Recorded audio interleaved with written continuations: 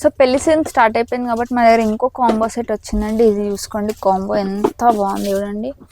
Long short ear rings with మాంగ్టిగా everything అన్నీ హెవీగానే ఉన్నాయి.